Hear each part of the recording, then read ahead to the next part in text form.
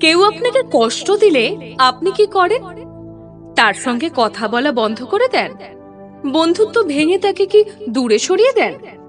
যদি এগুলো আপনি করে থাকেন, তাহলে আজকের ভিডিওটি আপনার জন্য।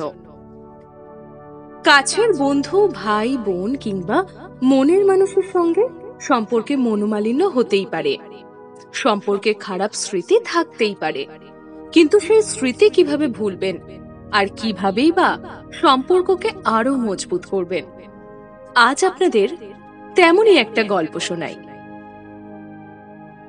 একবার দুই বন্ধু মিলে একসঙ্গে মরুভূমির মধ্যে দিয়ে হেঁটে যাচ্ছিল। গল্প করতে করতে তারা পথ চলছিল। হঠাৎ করে তাদের মধ্যে ঝগড়া লেগে যায়। কোনো এক বিষয় নিয়ে খুব কথা কাটাকাটি হতে থাকে।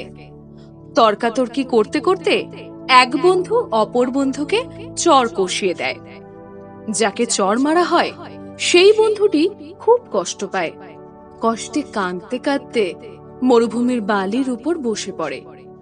বালিতে আঙুল দিয়ে লিখে দেয়, আমার সবচেয়ে ভালো বন্ধু আজ আমায় থাপ্পড় মেরেছে, আমি খুব কষ্ট পেয়েছি। এরপর পুনরায় তারা আবার হাঁটতে শুরু করে। চলতে চলতে একটি মরুদ্যানের সামনে এসে উপস্থিত হয়। তারা সেখানে স্নান করবে বলে মনস্থির করে। এমন সময় যে বন্ধুটি খুব কষ্ট পেয়েছিল সে চোরা বালিতে আটকে যায়। ভয়তে সে চিৎকার করতে থাকে। ধীরে ধীরে নিচে ডুবে যেতে শুরু করে। তখন অপর বন্ধুটি তার হাত ধরে টেনে তুলে আনে। বন্ধুর প্রাণ বাঁচায় সে।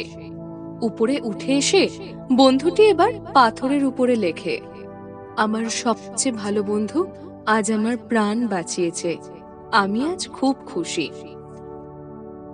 এটা দেখে তার বন্ধুটি তাকে জিজ্ঞেস করে, যখন তোমার সঙ্গে ঝগড়া করলাম, যখন তোমাকে মারলাম, তুমি বালিতে লিখলে, আর যখন তোমাকে বাঁচালাম তুমি পাথরে সেই কথা কেন লিখলে? বন্ধুটি তাকে উত্তরে বলল, যখন আমাদের কেউ কষ্ট দেয় সেটা বালিতেই লেখা উচিত, যাতে তা বাতাসে মুছে যায়, কিন্তু যখন কেউ আমাদের উপকার করে সেটা পাথরে খোদাই করে রাখতে হয়, যাতে কোনো কিছুই সেটা মুছতে না পারে।